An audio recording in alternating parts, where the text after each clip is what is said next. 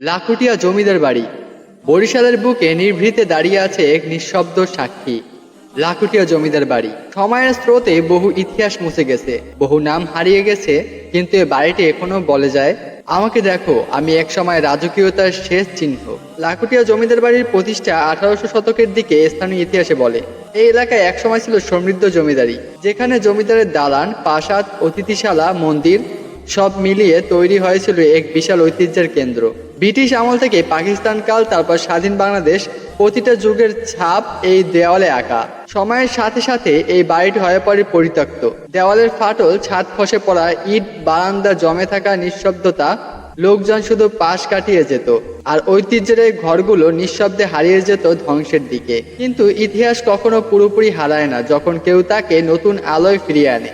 2024 থেকে 2025 সালে শুরু হলো এই বাড়ির নতুন যাত্রা। সংস্কারের পর বদলে গেল পুরো চেহারা। দেওয়াল পেল নতুন প্রাণ, দালান পেল নতুন রং, চারপাশে সাজানো হলো ফুল গাছ আর সবুজ যে দরজা এক সময় বন্ধ ছিল, আজ তা পর্যটকদের জন্য আবারও খুলে গেছে। নতুন পুনর্নির্মাণে সংরক্ষণ করা হলো পুরানো স্থাপত্যের নকশা, কালাম আর ঐতিহ্যের সব চিহ্ন, যাতে অতীতের সাথে বর্তমানে একটা সেতুবন্ধন বজায় থাকে।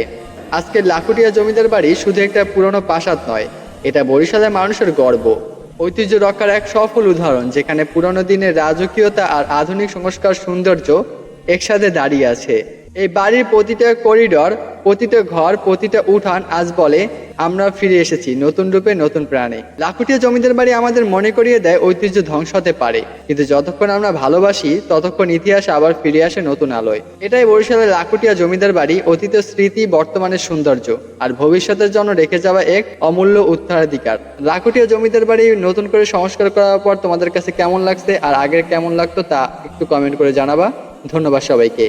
আর আমার কাছে লাখুটিয়া জমিদার বাড়ি সবসময়ের জন্যই ভালো লাগে।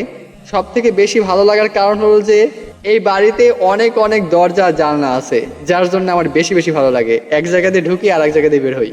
আজকের ভিডিও এই পর্যন্তই। দেখা হচ্ছে নতুন কোনো জায়গা, নতুন কোনো পরিবেশে। ততক্ষণ পর্যন্ত ভালো থাকবেন। আসসালামু আলাইকুম, আল্লাহ হাফেজ।